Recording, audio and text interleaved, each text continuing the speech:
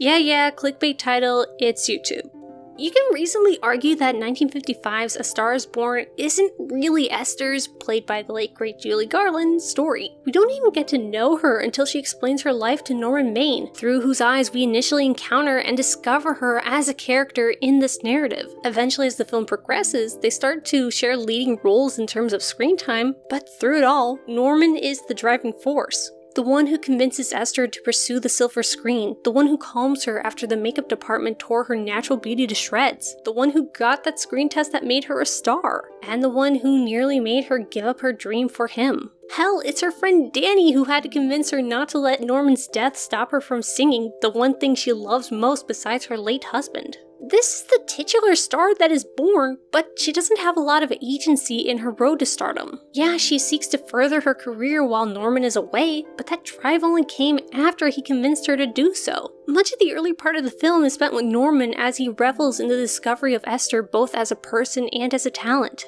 Unlike in the 1937 version where Norman sort of forced his way into Esther's life and the aim for stardom that was already in progress, here Esther seems to be the one entering Norman's life. It's only after Norman has affected her that we spend quiet, intimate moments with her while we have an abundance of that with him long before that. And even as Esther has more focus scenes, she's still often reacting to something regarding Norman, such as his belief in her singing or his continual drinking.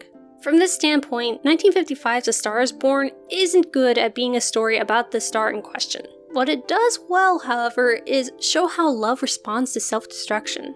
Throughout the film, Esther finds herself charmed by Hollywood's drunkard. As she spends more quiet minutes with him, she grows to love him for the person he hides behind the bottle. And while still deep in the throes of infatuation mixed with rising stardom, both think they can conquer the world based on love. Even addiction is no match, so they thought.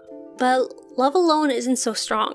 The underlying reasons that created the need for vice still exist. They just get masked by a new fancy until the novelty wears off. And life doesn't end after marriage. It isn't happily ever after once the licenses are signed and rings exchanged. New problems come up, like Norman's feeling overshadowed by Esther, and if you didn't have coping methods to handle previous issues, you'll be just as ill-equipped to deal with the new ones. You can promise to stop out of love for someone, but that seems to have less potency in the face of desperation. When the vice calls, you don't hear your loved one's words so clearly. But most importantly, what of Esther herself? She thought that she'd be a good influence on Norman, give him someone to confide in and a reason to be sober, and yet quickly became clear that her presence isn't enough. Not for lack of trying, but Esther alone can't make him stop destroying himself. She's unsure of what more to do for him when rehab doesn't work. In one of the best and most emotional monologues I've seen, she describes their life together as just one lie after another, him promising to stop, and her waiting for him to go back to drinking again.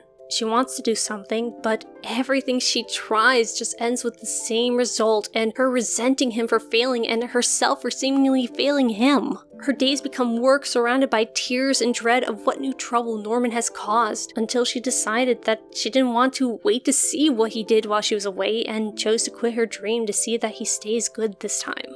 So why does she stay? Why doesn't she give up on her husband who seems to have already quit trying to be better long ago? Other than divorce still being looked down upon, especially if the woman was inciting the breakup, love recolors and alters what you're willing to do. Dreams seem less important when they conflict with what you think you need to do for someone you care about. You see this in less intense instances like a father putting off schooling to raise his child, or a woman taking on more work shifts to make sure her family eats. To Esther, making sure Norman got better was more important than having it made as a big-time singer, the thing she had worked all of her life for. Should she have tried to give up everything to help a person who has shown to be unreachable? You can make a strong argument for why she shouldn't, one I probably would agree with, but that wouldn't have moved Esther. How she felt for her husband was more important than anything, even her wants and goals. You often see people ask why anyone would stay with an abuser, why it takes so long for victims of domestic abuse to even seek escape.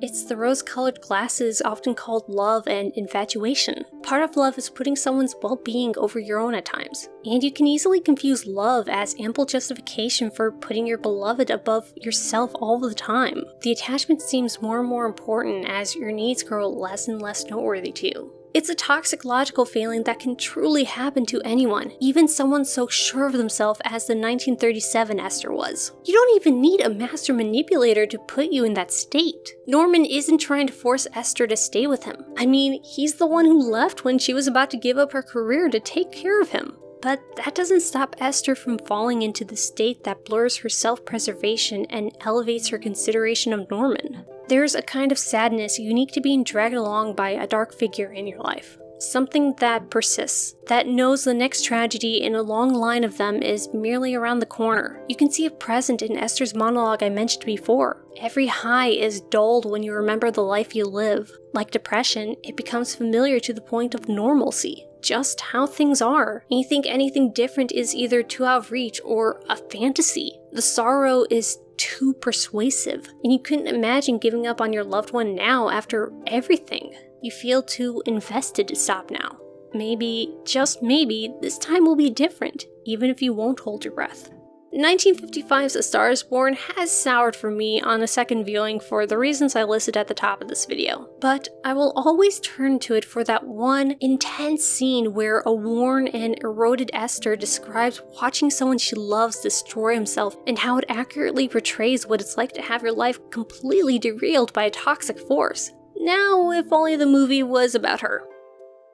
YouTube wants to make it as hard as possible for you to follow your favorite creators. So instead of relying on them, check out this Discord invite link. You'll have access to a content stream of things that I and my friends create so you can actually keep up with my stuff, and you'll be able to chat me up in my NotAVampyre crypt. And of course, you can always find me on Twitter at NotAVampyre. Thank you very much for consuming this video, and until next time.